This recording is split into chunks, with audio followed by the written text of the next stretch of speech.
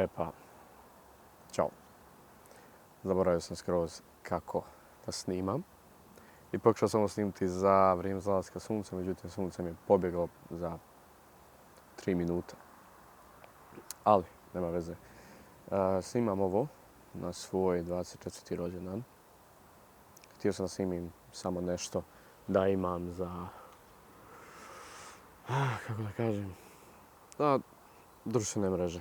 Da se nekako obratim svima vama. I generalno da snimim nešto za YouTube-a jer jako dugo nisam ništa snimio. Mac! Htio sam malo da se osvrnem, ovo je jako kratak video, tačnije treba da bude jako kratak video. Htio sam da se osvrnem na to kako je... Dođi, hello. Hajde, dođi da te mađem, hajde. Dođi, dođi.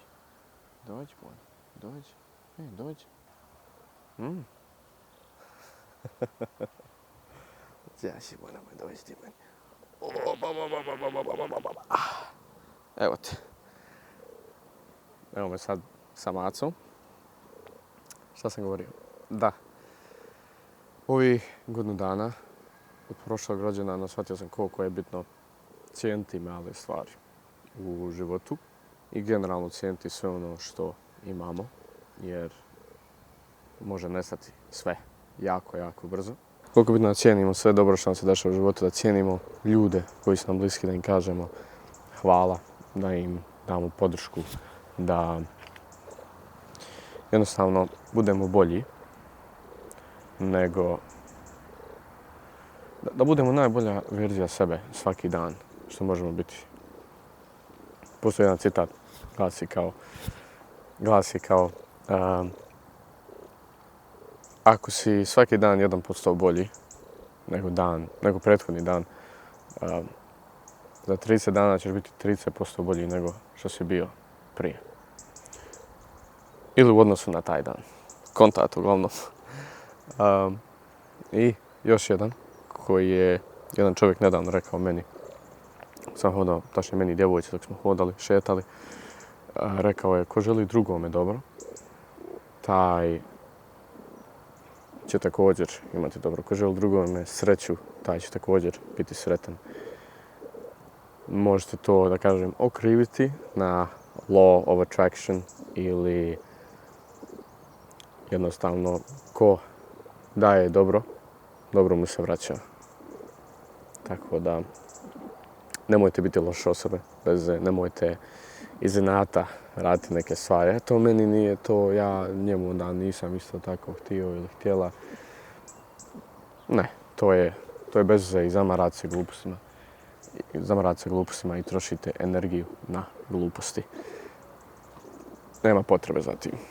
Zašto se spuštati na nivo neke osobe koja je, hajmo reći, loša ili radila nešto loše, nešto što je loše po vas.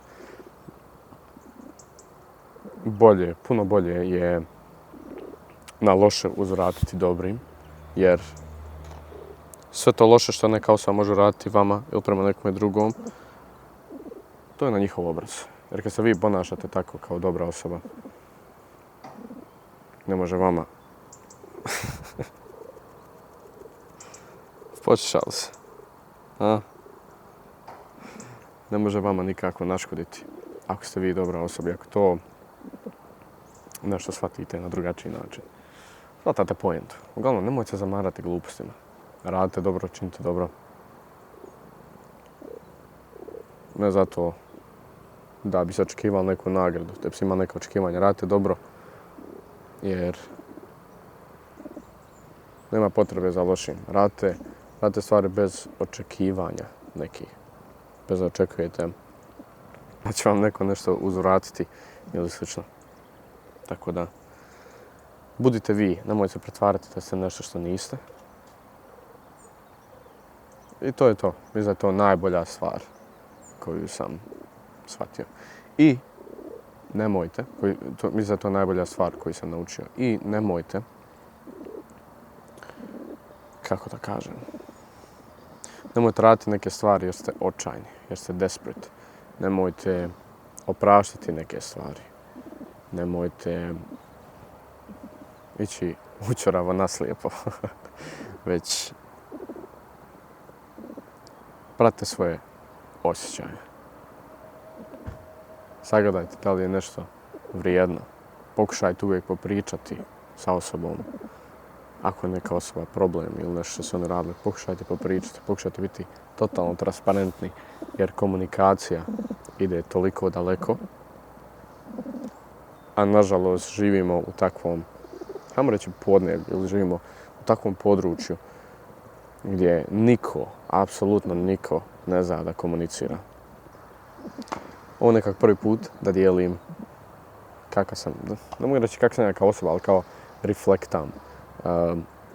Vraćam se nazad i razmišljam o tome šta sam naučio i kako želim da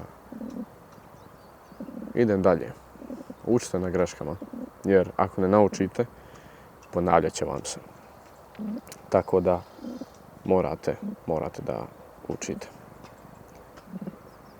Da biste bili bolji ljudi, kako u biznesu, kako biste bili bolji biznesmeni ili biznes žene, morate da učite na greškama koje pravite i također u smislu odnosa sa ljudima također učite i to. Jer sve što vam neko zamjeri nije zamjerio bez veze. Možda su se uvrijedili jer su vas pogrešno shvatili, možda su se uvrijedili jer ste vi zapravo nešto loše rekli, a niste to ni shvatili. Tako da, uzmite nekako sve ovo, malo razmišljajte o sebi, o svojim djelima, razmišljajte, samo malo dublje razmišljajte. Nemojte da budete površni ljudi koji nemaju nikakvu dubinu. Ne kažem da sam sada ja nešto wow, duboko uman, ali